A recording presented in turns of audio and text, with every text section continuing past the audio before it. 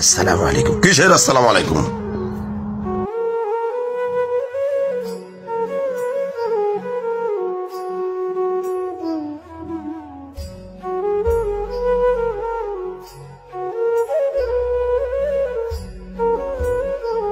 আপনাদের আসার কোনো টাইম হলো এটা? মানুষ ঘরের ভিতরে একটু বিশ্রাম নিচ্ছে আর আপনারা গেটের সামনে এসে দাঁড়িয়ে রয়েছেন।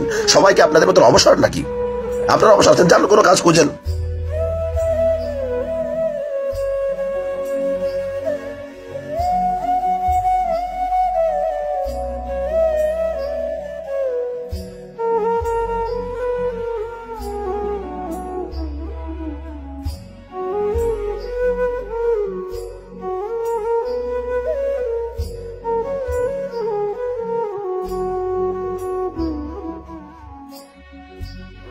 নিশ্চয়ই আল্লাহ ধৈর্যশীলদের সাথে আছেন।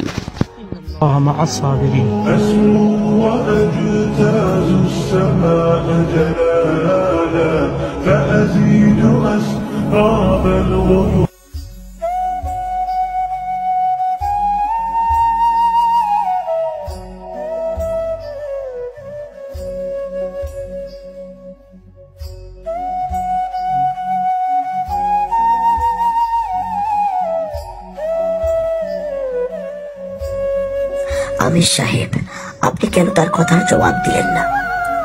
আপনার তো বলা উচিত ছিল তাবলীগ কোনো অবসরপ্রাপ্ত লোকের কাজ নয়।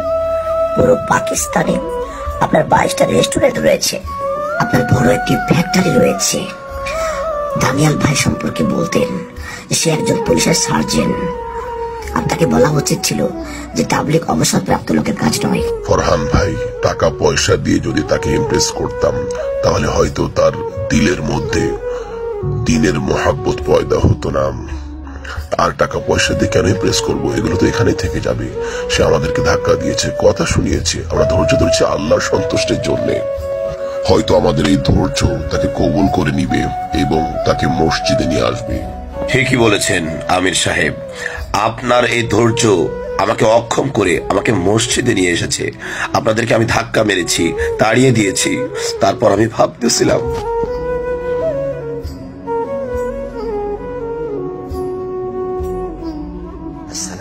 কিসের আসসালামু আলাইকুম? আপনাদের আসার কোনো টাইম হলো এটা? মানুষ ঘরের ভিতরে একটু বিশ্রাম নিচ্ছে আর আপনারা গেটের সামনে এসে দাঁড়িয়ে রয়েছেন। সবাইকে আপনাদের মতো অবসর নাকি?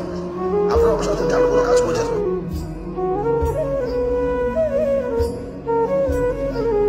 সব থেকে আরেক লোক আপনারা, যাদের খেয়ে দিয়ে কাজ না হয়।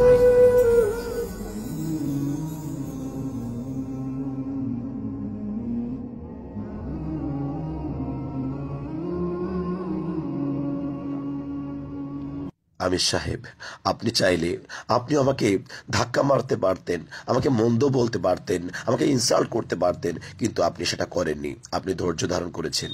আমি মনে করছি আপনার এই ধৈর্যই আমাকে মসজিদে নিয়ে আসছে, আর আমি এই সুন্দর ইসলাম ধর্মকে গ্রহণ করে নিচ্ছি। এখন থেকে আপনাদের সাথে আমি আছি। सुभानअल्लाह। चल दीन की तबलीग में चलने का मजा देख, अल्लाह के रास्ते में निकलने का मजा देख। चल